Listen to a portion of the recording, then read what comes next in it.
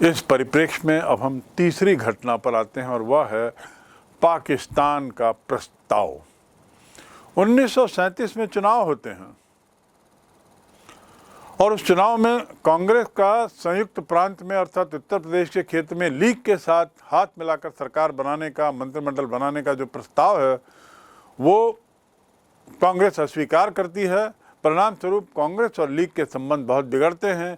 League ने इस्लाम खतरे में है का नारा दे दिया, कांग्रेस को हिंदू दल बताया।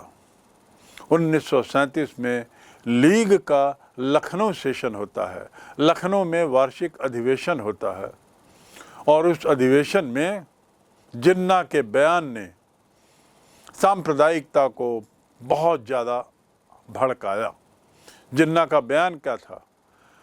अब हिंदी भारत की राष्ट्रभाषा होगी और वंदे मातरम भारत का राष्ट्रगीत होगा। कांग्रेस के झंडे को हर व्यक्ति को स्वीकार करना पड़ेगा और उसका आदर करना पड़ेगा। मैं पुनः दोहरा दूं, जिन्ना के शब्द लखनऊ अधिवेशन में, ये वाक्य मुस्लिम लीग के सम्मेलन में क्या कहा गया? अब हिंदी भारत की राष्ट्रभाषा होगी और वंदे मातरम भारत का राष्ट्रगीत। कांग्रेस के झंडे को प्रत्येक व्यक्ति को स्वीकार करना पड़ेगा और उसका आदर करना पड़ेगा। बात यहीं खत्म नहीं होती है। 1939 को जब दूसरा विश्व युद्ध प्रारंभ होता है तो उसके कुछ समय बाद ही अर्थात द्वितीय विश्व युद्ध के प्रारंभिक वर्षों में ही 1939 में ही कांग्रेस के सभी मंत्रिमंडल इस्तीफा दे देते हैं और इस बात को लेकर मुस्लिम लीग बड़ी प्रसन्न होती है, बहुत खुश होती है, क्योंकि उसे एक तरीके से जो कहना चाहिए लास्ट स्ट्रॉ, डूबते को तिनके का सहारा एक तरीके से उसे मिल गया।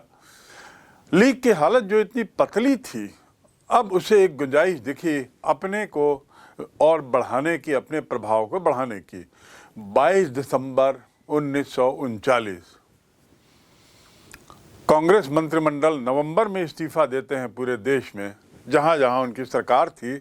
उसकी खुशी में 22 दिसंबर 1939 को पूरे देश में लीग जो है वो मुक्ति दिवस मनाती है, कांग्रेस से मुक्ति को सेलिब्रेट करती है। इसी दिन एक प्रस्ताव पास किया जाता है जिसमें लीग ने कांग्रेस मंत्रिमंडलों पर जनता की अवहेलना करने का आरोप लगाया, मुस्लिम संस्कृति को नष्ट करने का आरोप लगाया और साथ ही मुसलमानों के धार्मिक, सामाजिक और राजनीतिक हथियारों में भी दखल करने का, हस्तक्षेप करने का आरोप लगाया। जहां तक मुस्लिम लीग के जनमत की अवहेलना का आरोप है, उनका कहना था कि जनमत कांग्रेस के पक्ष में था तो कांग्रेस को सत्ता बनाए रखनी थी। तो देखिए, आप समझ सकते हैं कि कैसे लीग अब दोनों तरफ से हमला करने की कोशिश कर रही है, जीतने पर भी प्रहार करती है और कांग्रेस के विधानमंडल से त्यागपत्र देने पर भी प्रहार करती है। यानी लीग अब कोई मौका नहीं छोड़ रही थी कांग्रेस पर हर तरफ से हमला करने की। लीग ने द्विराष्ट्रवादी सिद्धांत का अब प्रचार करना शुरू कर दिया, अर्थात 2 राष्ट्रों के सिद्धांत का प्रचार शुरू किया। मुस्लिम जन सामान्य और ब्रिटिश शासकों को ये विश्वास दिलाने का लगातार प्रयास चलता रहा, कोशिश चलती रही कि मुसलमानों के हित और हिंदुओं के हित दोनों अलग अलग हैं, दोनों में किसी तरह का सामंजस्य नहीं है, दोनों बिल्कुल विपरीत दिशा में, यानी 36 के आंकड़े की तरह उल्टा चलते हैं। और साथ ही अल्पसंख्यक समुदायों को बहुसंख्यक हिंदुओं से भारी खतरा है, ये चेतावनी बार बार लीग शासकों को और मुसलमानों को देती रही। मार्च 40 आता है और यह एक ऐतिहासिक क्षण जो विभाजन की दिशा में एक महत्वपूर्ण कदम है। लाहौर अधिवेशन, उसमें लीग एक प्रस्ताव पारित करता है। उसमें वह स्पष्ट करता है कि इस उपमहाद्वीप के मुस्लिम लीग या मुस्लिम बहुल क्षेत्रों में सीमित स्वायत्तता दी जाए, भले ही वो सीमित हो। प्रस्ताव में कहा गया कि भौगोलिक दृष्टि से सटी हुई मुस्लिम बहुल क्षेत्रों को, उन इकाइयों को चिन्हित किया जाए जिसमें ज़्यादातर क्षेत्रों में जिन्हें बनाने में आवश्यकतानुसार क्षेत्रों का फिर से ऐसा समायोजन किया जाए कि हिंदुस्तान के उत्तर पश्चिमी, अर्थात आप देख सकते हैं वही पाकिस्तानी क्षेत्र, उत्तर पश्चिमी और पूर्वी क्षेत्र अर्थात बंगाल के नीचे जो वर्तमान में बांग्लादेश है, उन क्षेत्रों में जिन भागों में मुसलमानों की संख्या बहुत है उन्हें इकट्ठा करके एक स्वतंत्र राज्य बना दिया जाए। इसमें सम्मिलित इकाइयाँ स्वाधीन हों और स्वायत्त हों। स्वायत्त अर्थात पूरी तरह से अपने शासन की स्वतंत्रता हो। इस तरीके से एक औपचारिक प्रस्ताव मार्च 40 के अधिवेशन में आता है। उल्लेखनीय है कि इस प्रस्ताव में जो थोड़ा बहुत अस्पष्ट था उसमें उतनी स्पष्टता नहीं थी, लेकिन विभाजन और पाकिस्तान का उल्लेख कहीं नहीं किया गया था। ये भाषा का उपयोग नहीं किया गया था कि हम विभाजन चाहते हैं या एक तरीके से अलग देश चाहते हैं पाकिस्तान ने। लेकिन इसके बाद, ठीक इस औपचारिक घोषणा के बाद, मोहम्मद अली जिन्ना, जिनका जिक्र मैंने पूर्व में किया है, पूर्ण रूप से पाकिस्तान के समर्थन में आ जाते हैं और कहते हैं कि हिंदू और मुसलमान दो जातियां नहीं बल्कि दो अलग देश हैं जो कभी एक साथ नहीं रह सकते। और इस प्रकार विभाजन की दिशा में एक बहुत कठोर घोषणा कहनी चाहिए जो मील का पत्थर साबित होती है। आगे चलकर जिन्ना का ये बयान अति महत्वपूर्ण रूप ले लेता है। कितनी तेजी से घटनाक्रम चल रहा है और तोड़ो और राज करो की नीति किस तरीके से अंग्रेज लोग बढ़ाते जा रहे थे और उसका फायदा मुस्लिम लीग कैसे ले रही थी।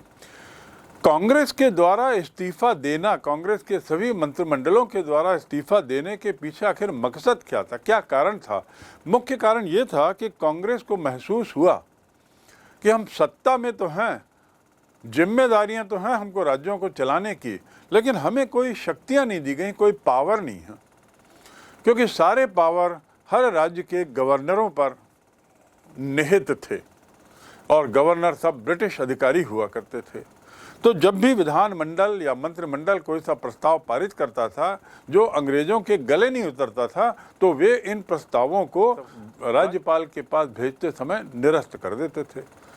तो कुछ दिनों तक तो ये मंत्रिमंडलों ने प्रयास किया सरकार को मनाने का, समझाने का, उन्हें वस्तु स्थिति से वाकिफ कराने का।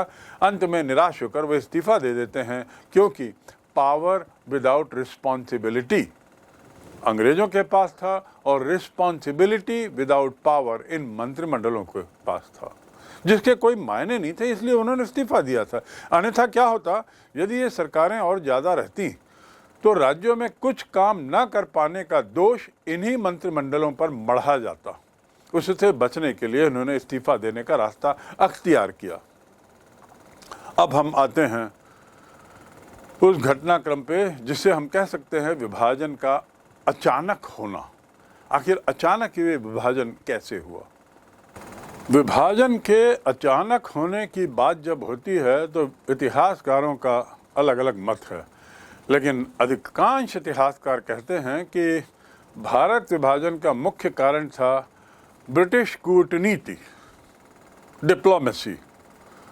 शुरू से ही अंग्रेजों ने फूट डालो और शासन करो की नीति अपनाई थी। 1857 बल्कि उसके पूर्व से ही भारतीय राष्ट्रीय आंदोलन को कमजोर बनाने के लिए वे मुसलमानों का पक्ष लेते थे।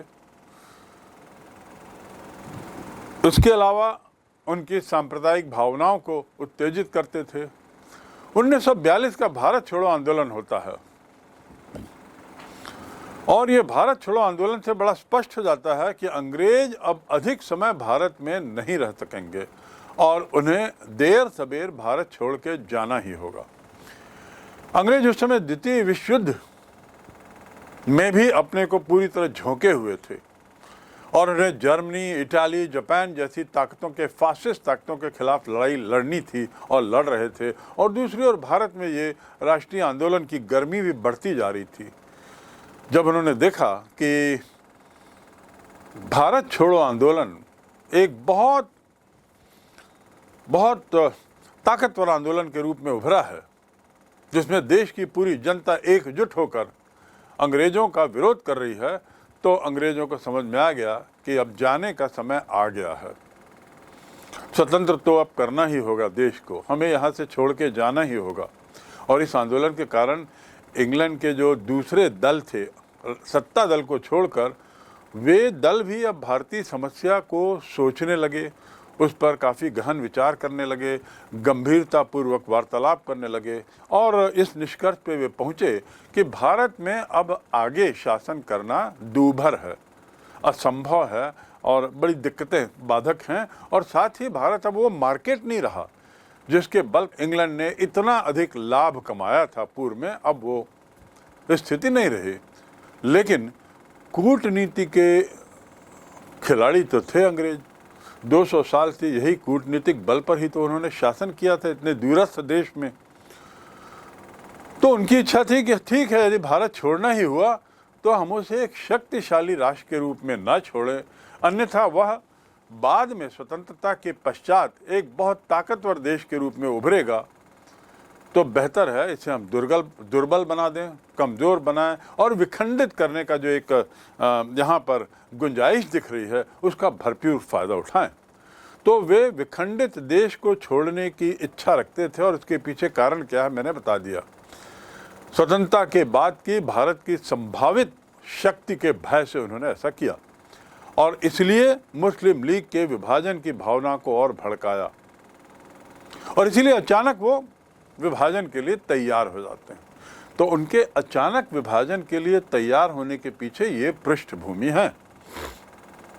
वही अंग्रेज जो अभी तक पूरे भारत में शासन करना चाहते थे और कर रहे थे, अचानक छोड़ने की बात करते हैं। और कैसे छोड़ें? दुर्बल स्थिति में, शक्तिहीन स्थिति में, और इसीलिए सब अचानक होता है। अब द्वितीय विश्व युद्ध के समाप्ति के काल में हम आते हैं। युद्धोत्तर कार्यक्रम। द्वितीय विश्व युद्ध समाप्त होता है। अंग्रेज जो एलिस फोर्सेस के रूप में जाने जाते थे, मित्र राष्ट्र के रूप में, वे विजयी होते हैं। इंग्लैंड, अमेरिका, फ्रांस, रूस की फौजें जर्मनी, इटाली और जापान की फौजों को परास्त करती हैं और उसके बाद एक दूसरा घटनाक्रम चलता है। जब अंग्रेजों का ध्यान विश्व युद्ध से थोड़ा कम होता है और नज़र आता है 1943-44 से कि जर्मनी जैसी ताकतें, फासिस्ट ताकतें अब पराजय की कगार पर हैं, तो इंग्लैंड की सत्ता, इंग्लैंड का शासन अब भारत की समस्या पर भी थोड़ा ध्यान देने लगता है और इस स्वतंत्रता के मुद्दे को लेकर बातचीत शुरू होती है। संवैधानिक गतिरोध दूर करने के लिए वार्ताएं शुरू होती हैं। ये संवैधानिक गतिरोध किस मामले में? मुस्लिम लीग और कांग्रेस के स्टैंड को लेकर। जैसा कि पहले बताया है आप लोगों को पिछले अध्याय में कि 14 जून 45 को गवर्नर जनरल और वाइस रॉय लॉर्ड वॉवेल एक योजना प्रस्तुत करते हैं। योजना क्या थी? इस बात पर सहमति कि केंद्रीय कार्यकारिणी परिषद का पुनर्निर्माण किया जाए। केंद्रीय कार्यकारी परिषद का पुनर्निर्माण किया जाए, उसमें वाइस रॉय एक सदस्य हो और प्रधान सेनापति भी हो, बाकी सब सदस्य भारतीय होंगे।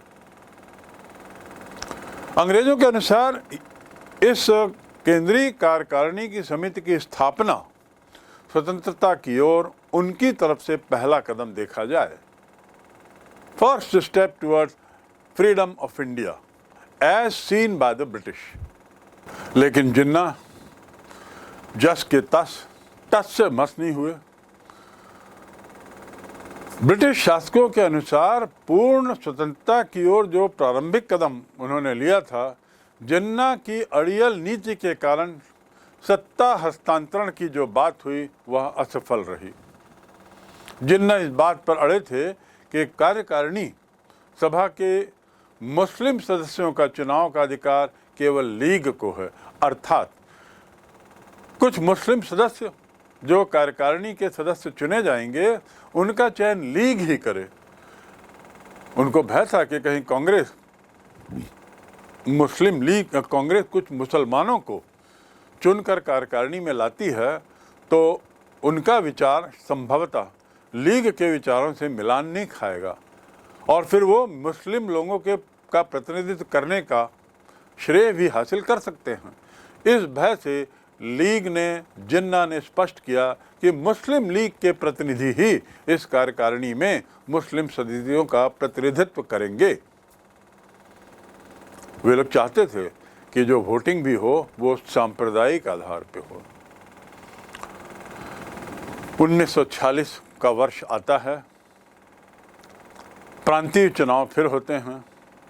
कांग्रेस सामान्य सीटों पर अच्छा बहुमत पाती है, सफलता मिलती है। 91.3% गैर मुस्लिम वोट कांग्रेस के खाते में, एक बहुत बड़ा परसेंटेज, 91 से ज़्यादा प्रतिशत गैर मुस्लिम वोट उनके खाते में। दूसरी ओर मुस्लिम लीग जो है उसने आरक्षित सीटों पर अच्छी सफलता पाई। 86.6% सीट मुस्लिम लीग के प्रतिनिधियों के पक्ष में गए, उम्मीदवारों के पक्ष में गए। केंद्र में आरक्षित सभी 30 सीटें मुस्लिम लीग को गईं। लीग ने सभी प्रांतों में जो 509 आरक्षित सीटें थी उन आरक्षित सीटों में 442 पर विजय प्राप्त की। अब आप देख सकते हैं कि 10 साल पहले लीग की क्या स्थिति थी 1937 के चुनाव में, और 1946 आते आते 9 वर्षों में ही लीग की स्थिति में बड़ा बदलाव आता है, जो बदलाव उन्हीं के पक्ष में था। इसके कई कारण हैं जिसका हम जिक्र बाद में करेंगे। फिलहाल इतना समझ लें कि वर्ष 46 आते आते लीग का प्रतिनिधित्व आरक्षित सीटों के आधार पर काफ़ी बढ़ गया। इस प्रकार 1946 का वर्ष देखता है कि मुस्लिम लीग ही मुसलमानों की सर्वाधिक प्रभुत्व वाली पार्टी बन गई। अर्थात ऐसा महसूस होने लगता है कि सभी मुसलमान लीग के साथ हैं। तो अब जनाधार भी धर्म की राजनीति का रूप ले लेता है। मुस्लिम सब मुस्लिम लीग की तरफ, हिंदू सब कांग्रेस की तरफ। थोड़े बहुत मुसलमान अभी भी कांग्रेस के पक्ष में थे, जिसमें एक दो नाम लेना गैर वाजिब नहीं रहेगा, जैसे कि मौलाना अब्दुल कलाम आज़ाद, जो भारत के पहले शिक्षा मंत्री भी बने। पर सच्चाई तो ये कि अब धर्म के आधार पर एक पार्टी को मुस्लिम पार्टी का प्रतिनिधित्व माना गया, दूसरे को हिंदू का। अब भारत के मुसलमानों की एकता का दावा लीग करती है। हमें लेकिन ये नहीं भूलना चाहिए कि उस समय प्रांतीय चुनाव में केवल कुछ प्रतिशत लोगों को और असेंबली के चुनाव में केवल 1% लोगों को ही मताधिकार प्राप्त था। अर्थात वोटिंग राइट्स भी जो थे वो बड़े लिमिटेड लोगों तक थे। तो लिमिटेड लोगों के वोटिंग राइट्स में मुसलमानों को 86% मिलता है, अनारक्षित सीटों में 91% कांग्रेस को मिलता है और आरक्षित सीटों में 86% मिलता है। तो इस आंकड़े का ख्याल रखते हुए ये भी ध्यान रखें कि सीमित लोगों को ही मतदान का अधिकार था। मताधिकार का अधिकार बड़ी सीमित था। उन सीमित लोगों ने जिस तरीके का मत दिया उसकी परिणति इस रूप में दिखाई देती है। इस चुनाव के परिप्रेक्ष्य में एक बात स्पष्ट हुई, मुस्लिम लीग के तेवर और साथ ही उनके लीडर जिन्ना के तेवर बहुत बढ़ गया। एक तरीके से अब ये स्पष्ट हो गया कि विभाजन से कम कुछ नहीं, ऐसा मुस्लिम लीग का स्टैंस हो गया। विभाजन का एक संभावित विकल्प कैबिनेट मिशन योजना के तहत आता है। कैबिनेट मिशन योजना ये विभाजन का एक संभावित विकल्प था, एक ऑप्शन था। मार्च 46, अब हम आते हैं मार्च 46 में, जब अंग्रेजी सरकार, ब्रिटिश मंत्रिमंडल स्वतंत्र भारत की राजनीतिक समस्या को, राजनीतिक रूपरेखा को स्पष्ट करने के लिए और राजनीतिक समस्या को निपटाने के लिए एक 3 सदस्यीय प्रतिनिधिमंडल भारत भेजता है। ये कैबिनेट प्रतिनिधिमंडल कहलाता है, कैबिनेट मिशन के नाम से इसे कहते हैं। और ये कैबिनेट मिशन के तीनों सदस्य अंग्रेज थे। ये भारत का 3 माह तक दौरा करते हैं और एक सुझाव देते हैं।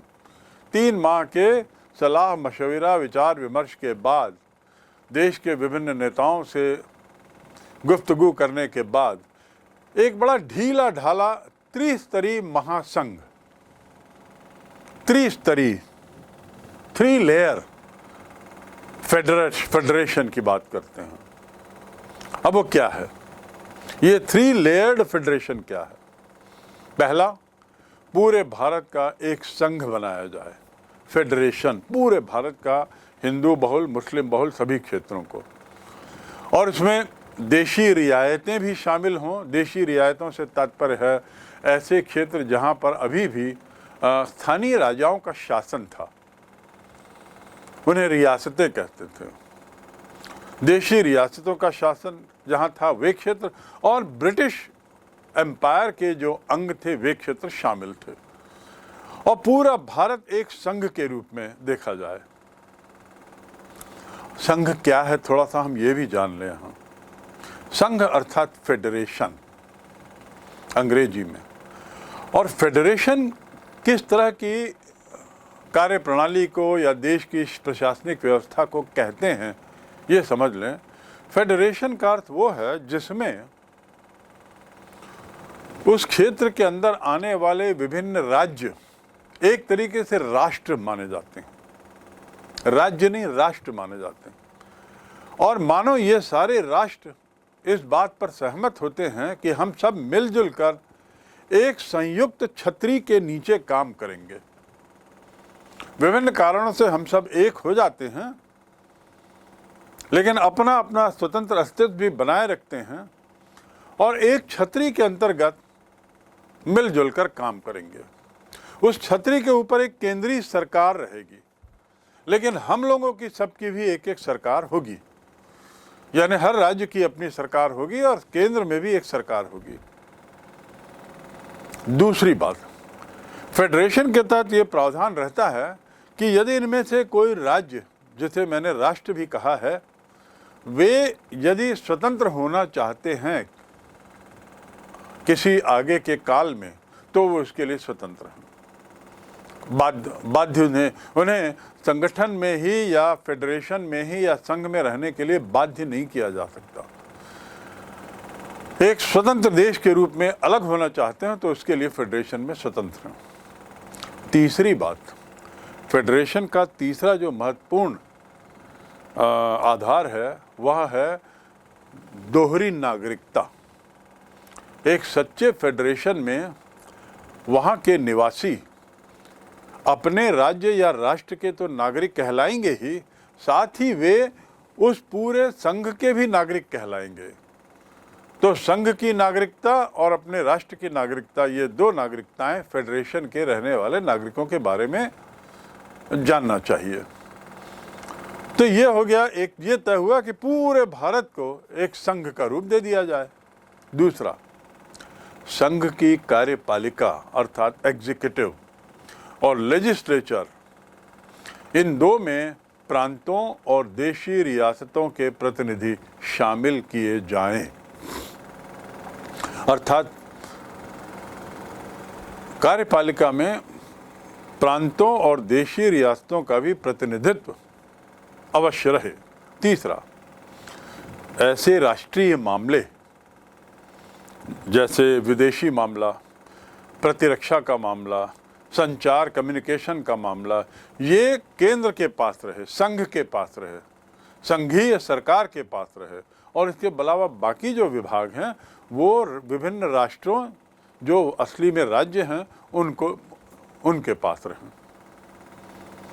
चौथी बात, भारत को 3 भागों में समूहबद्ध किया जाए।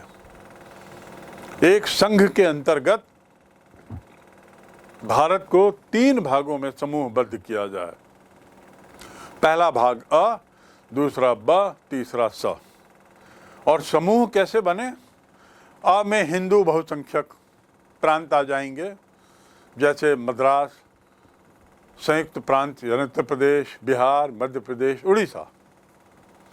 ब में मुस्लिम बहुसंख्यक राज्य प्रांत, जैसे पंजाब, सिंध, उत्तर पश्चिम प्रांत, बलूचिस्तान। ये हो गया ब। अब स ऐसा है जहां हिंदू और मुसलमानों की संख्या लगभग बराबर हो, दोनों ही बहुसंख्यक की श्रेणी में हो। ऐसे राज्य थे बंगाल और आसाम। तो 3 समूह बना दिए जाएं और प्रत्येक प्रांतीय समूह को अपने समूह का संविधान बनाने का अधिकार होगा। अर्थात अ समूह का अपना संविधान, ब समूह का अपना संविधान और स समूह का अपना संविधान, और अंत में तीनों समूह मिलकर पूरे भारत की भारतीय संघ का एक संविधान बनाएं। अपने अपने देश के संविधान के अलावा ये तीनों समूह एक साथ मिलकर पूरे देश का भी एक संविधान बना दें। शुरू में तो ये प्रस्ताव जो है बड़ा अट्रैक्टिव लगा, बड़ा रोचक भी था, एक बड़ा नया प्रस्ताव था अपने तरीके से। कैबिनेट मिशन की योजना को शुरू में तो सभी दलों ने मान लिया, हामी भर दी, लेकिन जैसे जैसे समय गुजरता गया स्थितियां और विषम होती गईं। प्रारंभिक स्वीकृति के बाद समय गुजरने के साथ साथ कठिनाई क्यों हो गई इन्हीं प्रस्तावों को लेकर? क्योंकि इन प्रस्तावों की व्याख्या, इन प्रस्तावों में निहित अर्थ को लेकर अलग अलग समूह अलग अलग तरीके से व्याख्या करने लगे। सभी की व्याख्या भिन्न भिन्न थी, इसलिए इसकी स्वीकार्यता, कैबिनेट मिशन प्रस्ताव की स्वीकार्यता बड़ी अल्पकालीन रही। लीग की मांग थी कि ये समूहबद्धता अनिवार्य हो और ब और स को भविष्य में संघ से अलग होने का अधिकार हो। जैसा मैंने कहा कि एक सच्चा संघ वही होता है, सच्चा फेडरेशन राष्ट्र उसी को कहते हैं जहां सम्मिलित राष्ट्रों को समय होने पर निकलने का, उस समूह से निकलने का अधिकार रहता है। तो यहाँ लीग वही बात कर रहा था कि ये समूह है और फेडरेशन के अंतर्गत है, तो अर्थात ब और स को, जिसमें मुस्लिम लोग हैं, वे जब चाहें तो अलग होने की स्वतंत्रता हो। कांग्रेस का कहना था कि प्रांतों को अपनी इच्छा से समूह बनाने का अधिकार हो, प्रांतों को अपनी इच्छा से किस समूह में जाना है ये स्वतंत्रता हो। अ ब स में कौन से, आ में कौन से प्रांत आएंगे ये प्रांत ही तय करें, आप और हम नहीं। तो ऐसा सोचते हुए, ऐसा कहते हुए कांग्रेस का विश्वास था कि अधिकतर राज्य, चाहे वो मुस्लिम बहुल ही क्यों न हो, वे अ समूह में शामिल होने चाहेंगे। कांग्रेस मिशन के इस स्पष्टीकरण से भी असंतुष्ट था कि प्रारंभ में समूहबद्धता अनिवार्य होगी और संविधान निर्माण के बाद प्रांतों को समूह से निकलने का अधिकार होगा। ये जो स्पष्टता समय आने पर ब्रिटिश सत्ता ने जब दी तो कांग्रेस इससे नाराज हो गया, वो असंतुष्ट हो गया। वो इस बात के कतई पक्ष में नहीं था कि किसी को किसी समूह से निकलने का अधिकार बाद में हो। इसलिए कुल निष्कर्ष क्या, कुल परिणाम क्या? लीग किसी अन्य कारणों से कैबिनेट मिशन की योजना को प्रारंभ में स्वीकार करने के बाद में नकार देता है, और वही स्थिति कांग्रेस की भी थी। कांग्रेस ने, जिसने प्रारंभ में इस प्रस्तावों को एक तरीके से अच्छा माना, कालांतर में शीघ्र ही उसने भी कैबिनेट मिशन योजना को खारिज कर दिया, अस्वीकार कर दिया। निसंदेह, बेशक ये जो प्रस्ताव था एक बहुत महत्वपूर्ण पड़ाव है, देश की स्वतंत्रता और विभाजन के जो कड़ियाँ हैं, जो सीढ़ियाँ हैं, उसमें एक बहुत महत्वपूर्ण पड़ाव हुआ, क्योंकि इसके बाद ये तय हो गया कि विभाजन अब होगा ही। दोनों ही दल कमोबेश इस सहमति में तो दिखाई दिए अपने अपने तरीके से कि हिंदू और मुस्लिम अब साथ नहीं रह सकते। अ समूह हिंदुओं का बना था, ब समूह लीग का बना था, और इस समूहों को लेकर दोनों में सहमति होना इस बात का परिचायक थी कि दोनों ही अब मान चुके थे कि विभाजन होकर ही रहेगा, वही एक समस्या के निराकरण का रास्ता है। और इसीलिए पड़ाव बहुत महत्वपूर्ण बन जाता है। ये प्रस्ताव कैबिनेट मिशन का बहुत महत्वपूर्ण बन जाता है। कैबिनेट मिशन अपनी योजनाओं में सफल नहीं हुआ, पर कैबिनेट मिशन इस बारे में सफल हो गया कि इस कैबिनेट मिशन के प्रस्तावों को लेकर यह स्पष्ट हो गया, बाद में प्रस्तावों पर प्रतिक्रिया को लेकर स्पष्ट हो गया कि अब देश का विभाजन अवश्यंभी है। कांग्रेस भी अब इसे विभाजन को अपरिहार्य मानने लगी। ये तो केवल गांधी और उत्तर पश्चिमी प्रांत के फ्रंटियर गांधी, जिनको कहते हैं, एक व्यक्ति का नाम खान अब्दुल गफ्फार खान, जिन्हें फ्रंटियर गांधी कहा जाता, इन दोनों ने पुरजोर विरोध किया इस विभाजन का, लगातार विभाजन की खिलाफत करते रहे, लेकिन तब तक काफी विलंब हो चुका था।